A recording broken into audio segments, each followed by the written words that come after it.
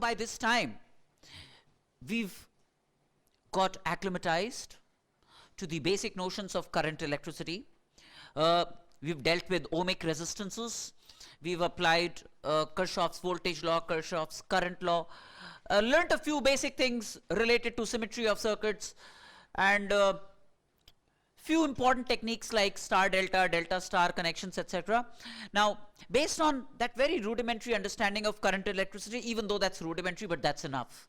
Okay, I'm going to add a few more ideas then, but even before I add a few more frills, I just want you to get hands-on with very basic applications on current electricity, very basic, genuinely basic. The sheet that I have administered upon you, titled Direct Applications Current Electricity, is with the same motive. Let's together look at these problems. By this time you would have attempted these problems independently, but now let's look at some of these problems together, and you make sure that whatever you have done is optimally best, the answer is correct, and it's efficient, right? So sheet titled Direct Applications Current Electricity.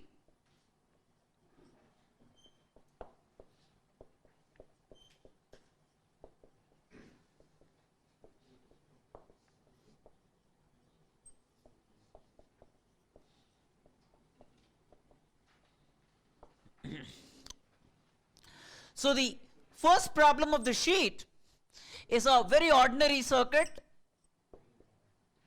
a 10-volt ideal battery. Ideal battery is one which has no internal resistance. That's an ideal battery.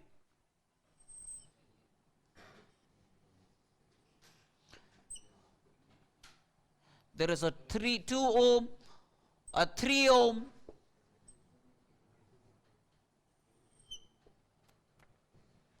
and there is another ideal battery, a 4-volt battery.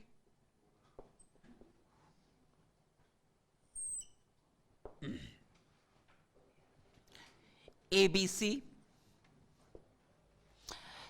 We want to be able to find the current through the 3 ohm resistance. Current through the 3 ohm resistance. Now, see, this point is the same as this point electrically, and B is the same as this point electrically. So if the drop here is 4 volts, the drop across AB is 4 volts. Yes or no? The drop across AB is going to be 4 volts, right? The drop across AB is 4 volts. Now, look at this loop. There is a total drop of 10 volts. There is a total drop of 10 volts in this loop, right? Of which 4 volts are dropping here. That means we must have 6 volts dropping across the 3 ohm resistance. 6 volts dropping across the 3 ohm resistance, yes or no? And if 6 volts is dropping across 3 ohms, it must be resulting in a current 6 by 3, which is 2 amperes of current flowing through this. Yes or no? Clear? Let's look at the next one. I'm assuming you got it right independently, even though you would have applied KVL, KCL, etc. But one way or the other, it's all right. Efficiency will come as you chug along.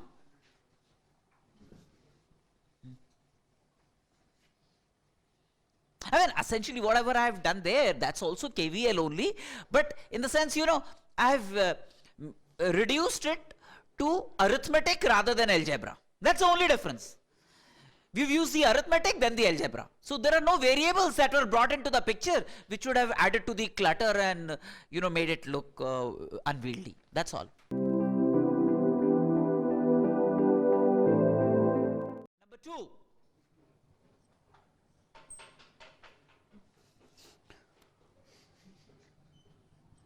There is a 2 ohm resistance here.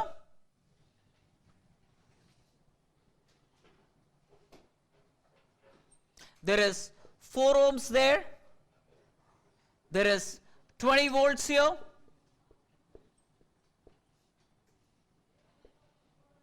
There is 5 ohms here.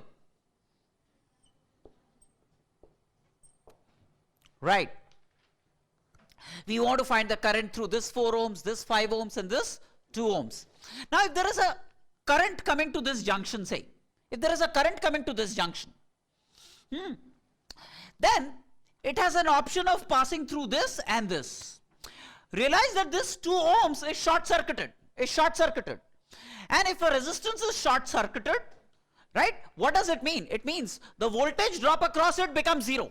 The voltage drop across it becomes 0. There is no current passing through this 2 ohm resistance. The moment you short circuit a resistance, no current will pass through that resistance. Do you realize that? Or the way you can look at it is, this 0 resistance and this 2 ohm resistances are in parallel. Current will choose a path of least resistance. No part of the current will pass through the 2 ohm resistance. All of it will pass through this. And therefore, the current through the 2 ohm resistance is 0. That's guaranteed. Okay, so now I don't have to break my heads over it. Now, this is 20 volts here. The drop here is 20 volts from here to here. Now, therefore, from here to here also the drop is 20 volts. Yes or no? The potential difference between these 2 points is 20 volts. And this point is electrically the same as this point. This point is electrically the same as this point. So if the drop from here to here is 20 volts, the drop from here to here will also be 20 volts. 20 volts dropping across 4 ohm resistance would lead to a current of 5 amps. Same, the drop here is also 20 volts, yes or no? So drop here is 20 volts, so the current here would be 4 amps, 4 amps of current. See, when I say I short circuit a resistance, that means across the ends of the resistance I make the potential difference 0.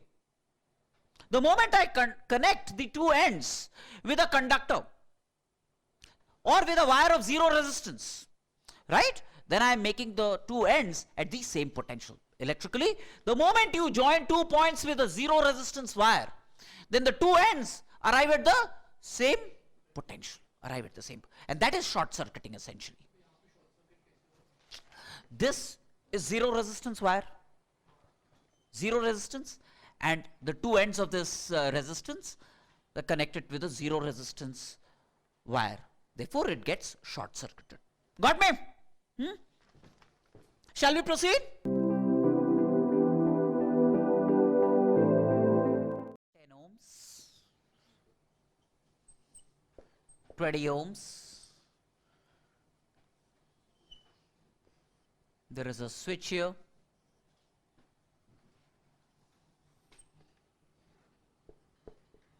There is 3 volts here. Now, case 1, when this switch S is open, we want to find the current. When S is open, very simple. The total resistance in the circuit is 30 ohms, 3 volts battery. So the current I is going to be 3 by 30.1 amps. Very simple.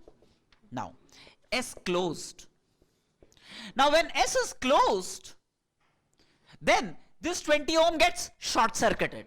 That means now current will take to a path like this. It will bypass this resistance. It will go this way, it will come here, it will go this way, it will pass through the battery. That means the total resistance encountered is only 10 ohms. And therefore, the current flowing through the circuit is going to be 3 divided by 10, which is 0.3 amps. Yes or no?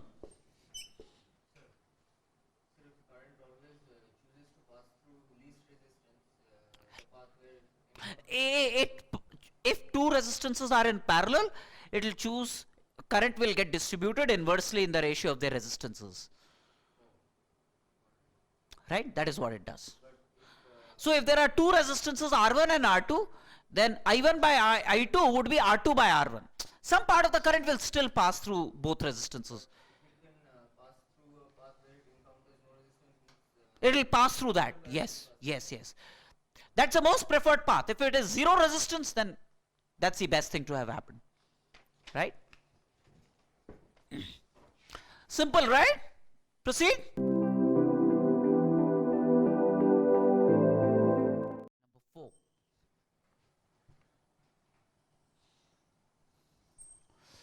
This is like a 0 resistance circle. 0 resistance circle. Right? And then we have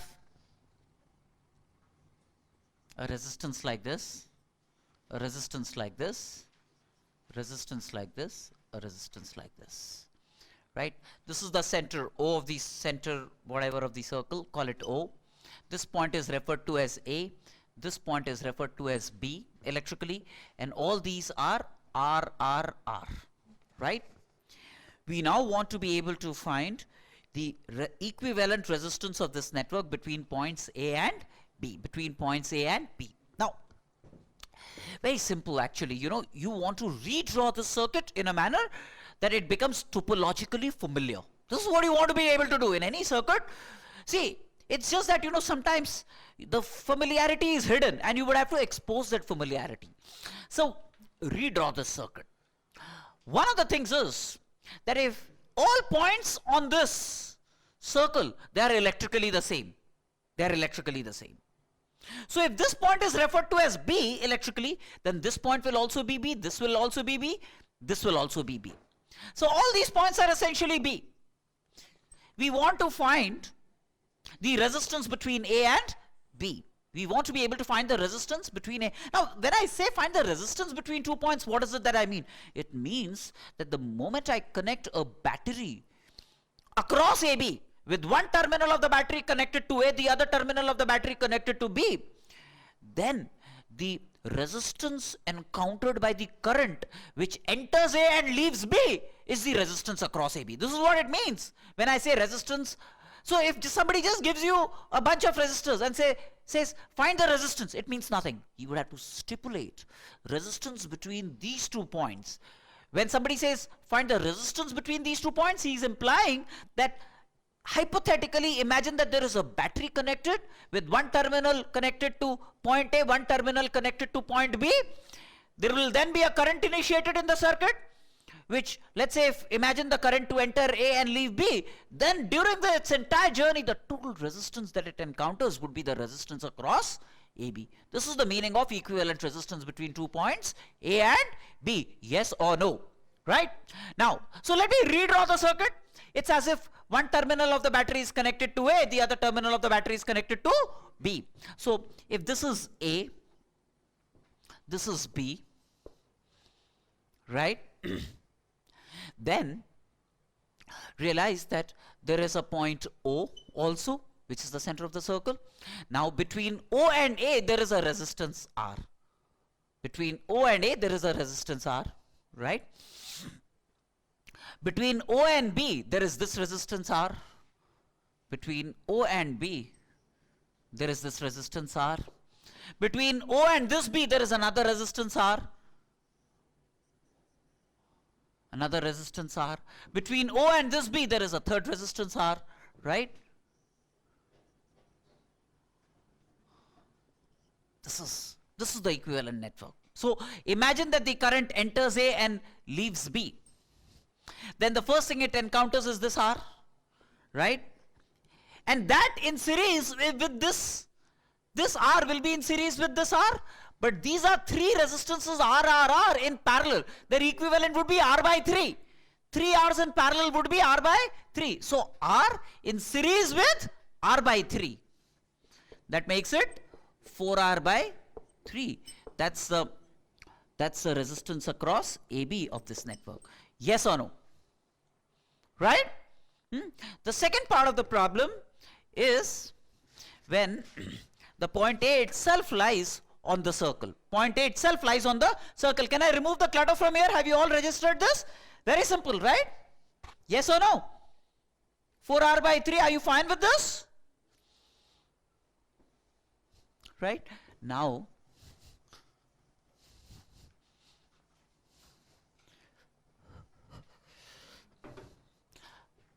this circuit in 4 part B, A lies at the midpoint, right? A lies at the midpoint. Now A lies at the midpoint. I now want to find the equivalent resistance between point A and B. It's as if, there is a battery whose terminal 1 is connected to A, whose other terminal is connected to some point on the circle. In the process, the total resistance encountered in its journey from A to B would be the equivalent resistance, right? Redraw the circuit. There is A.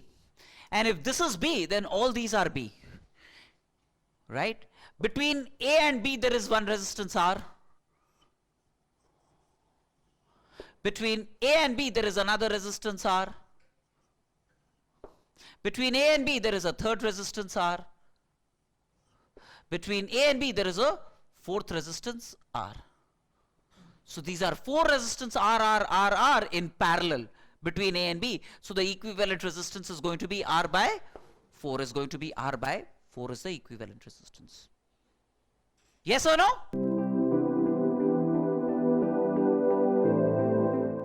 Fifth, there is a circuit like this, 10 ohms.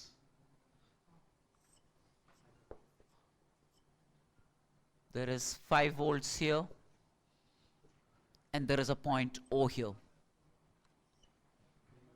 There is 10 ohms here. Then there is a battery which is plus 5 volts, and this point is at minus 11 volts. This point is designated to be plus 15 volts. Then there is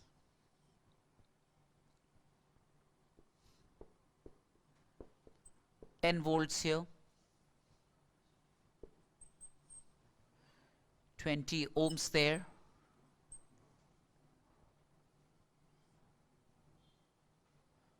plus 10 volts here, and then there is 20 ohms there. There is an ammeter A which is grounded. Then there is a voltmeter V which is connected like this, right? This point is O. We want to find the potential of the cross junction, that is at O. Given those reference potentials, I want to find the potential at O. All cells are ideal. And we also want to be able to find the readings of the voltmeter and ammeter. This is the voltmeter, this is the ammeter, right? In this case, what we do is we deploy what is called a nodal analysis. That means, if I want to find the potential at O, let me designate the potential at O by X. Let me designate the potential at O by X. Now, if this is X volts, that means this terminal of the battery is X volts. And then from here to here there is an increase of 5 volts. That means this terminal must be X plus 5 volts. That means this point must be X plus 5 volts. Yes or no? Sorry? What minus? There is an increase. From the negative terminal to the positive terminal, there is an increase of volts. I'm not applying KVL where I take drops, positive, increase, negative. I'm talking of actual potential, isn't it? The actual potential increases by 5 volts. So if this was actually X volts, then from here to here there is going to be an increase by 5 volts. The actual potential here is going to be X plus 5 volts, right? Now, which means the current in this direction would be potential difference divided by how much is this resistance? 10 ohms. This resistance is 10 ohms. So the current from here to here is X plus 5 minus 15 divided by 10. That means X minus 10 by 10 is the current in this direction. Yes or no? So the current in this direction is X plus 5 minus 15, which is X minus 10 divided by 10 amps is the current going this way. And that current must have gone from O all the way to this, right? Because the voltmeter being ideal, it's not drawing any current. All right. Okay. Now, if this is X volts, how much is this? X plus 10 volts, right? X plus 10 volts. Now this is plus 10 volts. So from here to here, the drop would be X plus 10 minus 10, which is X volts, divided by 20. So the current here is X by 20 amps, right? Now if this is X volts, again, you know, there is no drop across the ammeter. Ideal. If this is X volts, this would be X plus 10 volts. From here to here, there is an increase by 10 volts. This is X plus 10 volts. This is 10 volts. From here to here, the drop is X plus 10 minus 10, which is X divided by 20. So in this direction, the current flowing must be X by 20 amps, right? Now, if this is X, realize that all of this is 0 volts. So this is 0. See, the ammeter has negligible resistance. So from here to here, you know, the total resistance is 20 ohms and the drop is X. So the current in this direction that must be flowing is X by 20. X by 20 must be the current flowing in this direction, right?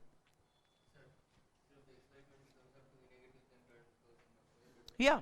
If X turns out to be negative, then X by 20 will be negative, then the current would have flowed in this direction, right? So X is an algebraic quantity. I still do not know the sign of X, right?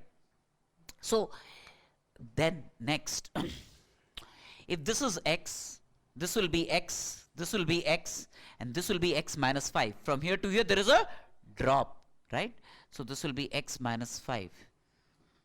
I'm sorry, there is a current here, so mind it, sorry. So this is minus 11, so sorry, let me stand corrected. This is minus 11, that means this is minus 11. From here to here there is a drop off, there is an increase of 5 volts, so minus 11 plus 5, minus 6, that means this point must be minus 6 volts. This point must be minus 6 volts. Now from here to here the drop is X plus 6, so the current in this direction is going to be X plus 6 divided by 10. What? X minus minus 6 will be the drop, isn't it? Drop is initial minus final. The drop from here to here is going to be X initial minus final. This is the drop. X minus minus 6 is the drop. So X plus 6 divided by 10 is the current in this direction, yes or no? Now, algebraic sum of all the currents leaving O must be 0. Essentially to say that all the currents entering must be equal to all the currents leaving. That means algebraic sum of all the currents leaving must be 0, right? So what leaves here is X minus 10 by 10. What's flowing in this direction is X minus 10 by 10. What's flowing in this direction is X by 20. Yes or no? Algebraic sum of the currents leaving is 0. X by 20. Then this is X by 20, isn't it? So X by 20 plus X by 20. So 2 into X by 20, right? X by 20 plus X by 20. And then X plus 6 by 10. And all of this must add up to 0. How much does it turn out to be? X equal to 4 by 3. Now the answer is right. X equal to 4 by 3 volts.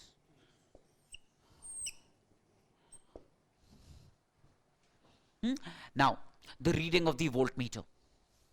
The reading of the voltmeter would be the potential difference between these 2 points. That means X plus 5 minus 6. That means reading of the voltmeter would be X plus 11. Yes or no? X plus 5 minus minus 6 is the potential difference across the ends of the voltmeter. X plus 5 minus minus 6. That means X plus 11 is the reading. That means 4 by 3 plus 11, which is 12, 1 by 3 volts is the reading of the voltmeter.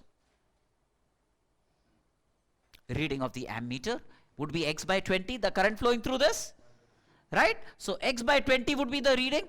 X by 20 means X is 4 by 3. 20, which is 1 by 15 amps, is going to be the reading of the ammeter. 1 by 15 amps is going to be the reading of the ammeter. Yes or no?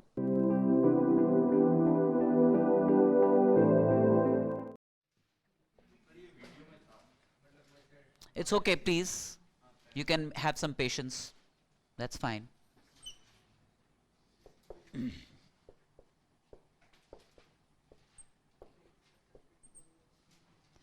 Just redrawing the circuits. I mean, when the sheet is going on, you can just, for a little while, have some patience, because I also need to finish the sheet. Somebody else might be watching it at some point of time, and that is also one of the objectives. So,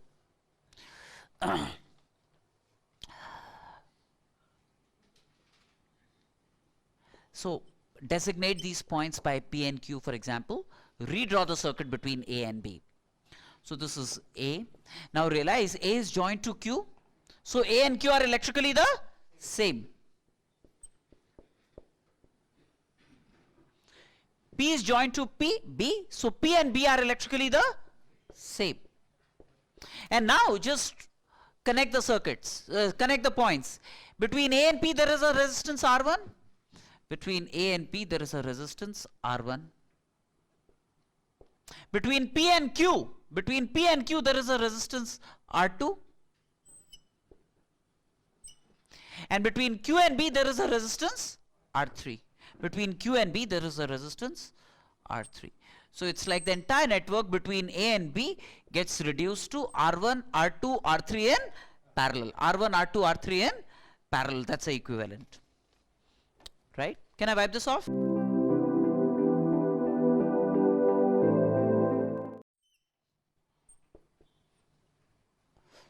Now between points A and B, I want to find the equivalent resistance of the circuit.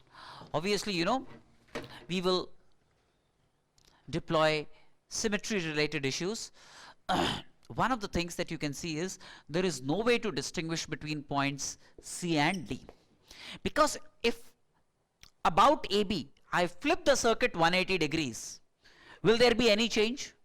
But D will become C and C will become D, but there would be essentially be no change. So on flipping the circuit about AB by 180 degrees, there would be no change. That means there is no way to distinguish between the points C and D. So C and D essentially must be at the same potential, right? And therefore, using this fact, let me redraw the circuit between C and D. Let me call this point P. So this is A, this is B. C and D are points like this, right? Between A and C there is a resistance R. Between A and C there is a resistance R, right? Between A and D there is a resistance R. Between A and D there is a resistance R, right? There is a point P here, right? Between C and P there is a resistance R. Between C and P there is a resistance R.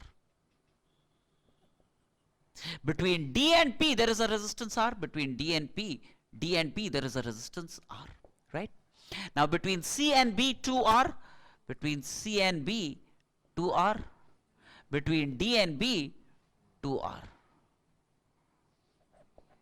Then between A and P R, between A and P R, between P and B 2R. This is the equivalent circuit. Now, let me do further simplification between A and B. Between A and C, there are two R's. Therefore, this R and this R in parallel, so that will make it R by 2. So, these are points C and D. So, this would be R by 2. Right? R and R in parallel. This 2R and 2R in parallel, that will make it R. So, between these 2 points, this 2R and this 2R in parallel, that makes it R.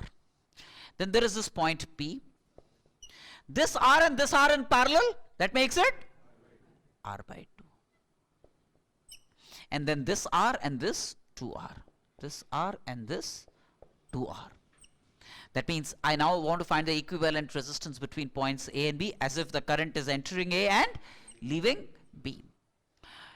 Evidently, this by this is half and this by this is also half. So would you want to believe that this is a balanced Wheatstone bridge? And C and P must be at the same potential. If C and P are at the same potential, you can disconnect the resistance between these two. It's as if C and P are fused, right? So this becomes a effective because there is no current that would flow through this. So might as well remove this resistance. So then we have R by 2 and R in series. That means 3R by 2. And the whole thing in parallel with 3R. Whole thing in parallel with 3R. So this 3R by 2 in parallel with this 3R, that's the equivalent resistance across AB. Yes or no?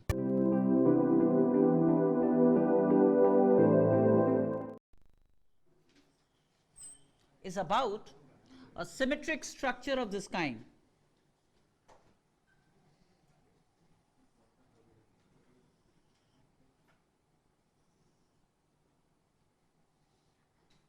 This is A, current entering A, leaving B.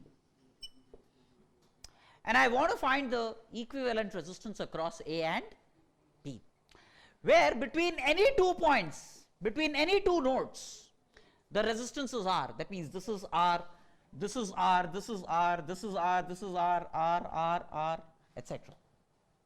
That is given in this, right? Now, this is also R. Evidently, suppose, you know, I draw this line of symmetry. I draw this line of symmetry. Is this a line of symmetry first of all? This is a line of symmetry. Now if this be a line of symmetry, then please think about it if you can't get it right away. P, Q and R are indistinguishable points. They must be at the same potential. P, Q and R must be at the same potential. Now suppose I refer to other nodes as C, D, E and other things. Now one of the things is, let me see things to the left of this dotted line. The things to the right of this dotted line is identical. That means the resistance encountered to the left, if that is R1, then the resistance encountered to the right will also be R1, and then these two R1s would be in series. The net resistance is going to be 2R1. Yes or no? You know what I'm saying? So all that I need to do is, between A and P, or A and Q and A and R, which is the same thing, I find the equivalent resistance and then double it. So let me draw the circuit between A and P, for example, and then double the resistance. Let me redraw the circuit between points A and P and let me double the resistance after that, right? So in a organized manner, this point is A. P, Q and R could be fused together because they are electrically the same owing to symmetry. So let me refer to the points P, Q, R by a common electrical junction. This is a common electrical junction designating points P, Q and R. Now between A and P there is a resistance R. Between A and P there is a resistance R.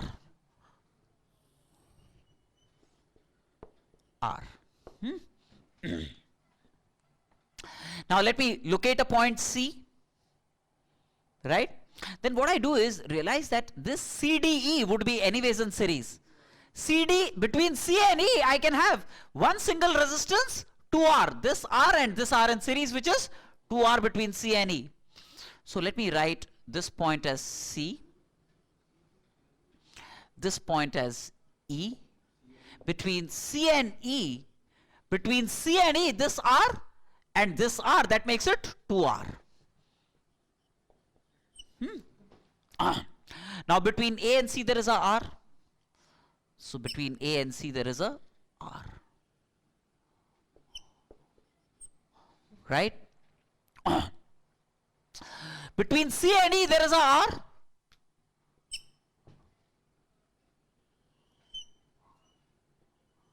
There is a R. Now between E and Q, realize that this Q is halfway between these two, so this is R by 2. So between E and Q there is a R by 2. Between E and Q there is a R by 2.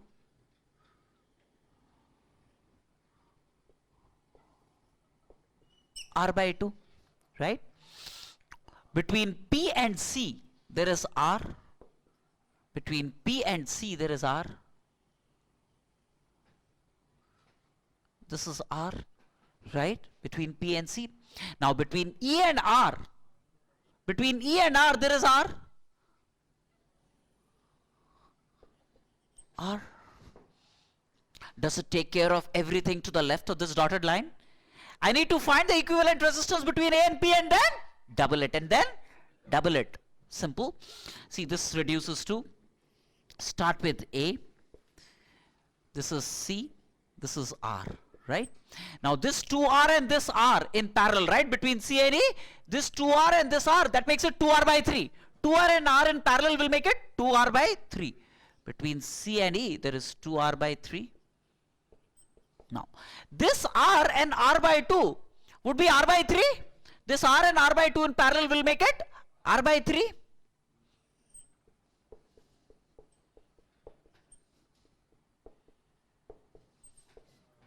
And then between C and this point there is a R, and then there is a R here, right? Now this 2R by 3 and this R by 3 would be like R, will be like R, yes or no? So again redraw the circuit. This is R, isn't it? This is R in parallel with this R. That makes it R by 2, isn't it? This is R. 2R by 3 plus R by 3 is R. This is R in parallel with R. That makes it R by 2. So effectively this is R by 2, isn't it? This entire thing is like a R by 2. And that makes it, this is A, P, Q, R. This is C. R, and this is R, right? R and R by 2 in series in parallel with R. That means this is like 3R by 2 in parallel with R. Yes or no? Yes or no? 3R by 2 in parallel with R. So that makes it 3R by 2 divided by 5R by 2. So that 3R squared, that means 3R by 5 is what you see to the left of this dotted line. And whatever is to the left of this dotted line is in series with what is to the right of this dotted line. So the effective resistance is going to be twice of 3R by 5. That makes it 6R by 5. Yes or no?